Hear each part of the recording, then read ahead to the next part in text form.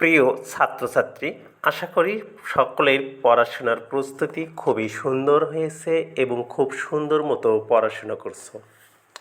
আসন্ন জুনিয়র বৃত্তি পরীক্ষা 2025 এর পরীক্ষার রুটিন প্রকাশিত হয়েছে।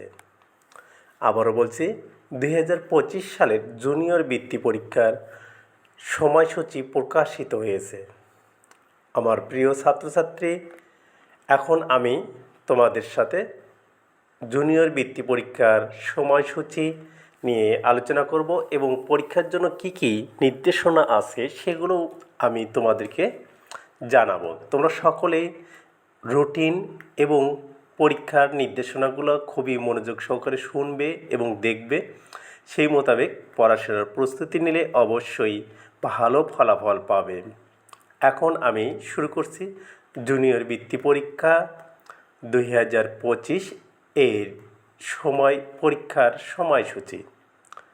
2025 সালের জুনিয়র বৃত্তি পরীক্ষার সময়সূচি প্রকাশিত হয়েছে মাধ্যমিক ও উচ্চ শিক্ষা অধিদপ্তরের অধীনে অনুষ্ঠিতব্য জুনিয়র বৃত্তি পরীক্ষা 2025 এর সময়সূচি ঘোষণা করা হয়েছে।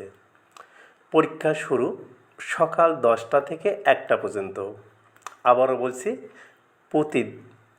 পরীক্ষা শুরু হবে সকাল 10টা থেকে দুপুর 1টা পর্যন্ত। পরীক্ষার তারিখ ও বিষয়সমূহ এবার বলছি। পরীক্ষার তারিখ ও বিষয়সমূহ: বাংলার কোড 101। এটা অবশ্যই মনে রাখবে, পরীক্ষার সময় এটা লিখতে হবে।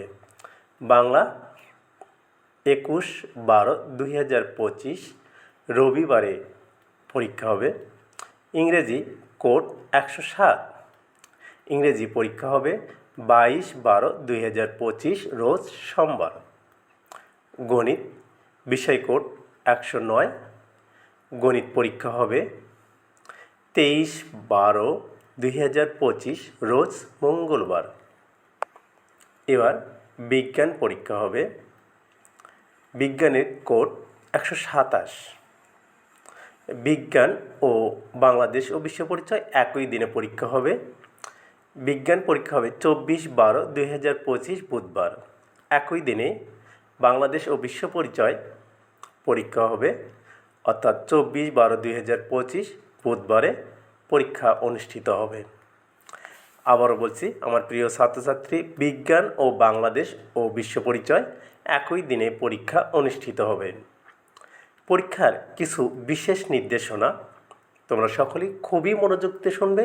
এটা খুবই গুরুত্বপূর্ণ। যারা বৃত্তি পরীক্ষা দেবে তারা অবশ্যই এই বিষয়টা খুবই গুরুত্ব সহকারে শোনো। পরীক্ষার শুরুর 30 মিনিট আগে অবশ্যই হলে প্রবেশ করতে হবে।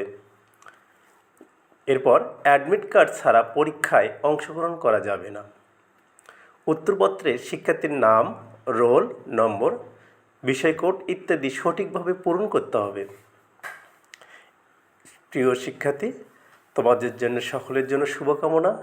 এর পরবর্তী ভিডিওতে আমি তোমাদেরকে পরীক্ষার কভার পেজে কীভাবে লিখতে হবে, রোল নম্বর কীভাবে লিখতে হবে, এবার বিষয় কোড কীভাবে লিখতে হবে, শিক্ষার্থীর নাম কোথায় লিখতে হবে, কীভাবে সঠিকভাবে পূরণ করতে হবে, এই বিষয়ে আমি ভিডিও আপলোড করব। অবশ্যই যারা নতুন আমার চ্যানেলে, তার অবশ্যই আমার চ্যানেলটি সাবস্ক্রাইব করবে এবং পরবর্তীতে ভিডিও পাওয়ার জন্য অবশ্যই নোটিফিকেশন বেলটি অন করে দিবে। ধন্যবাদ আমার প্রিয় ছাত্রছাত্রী।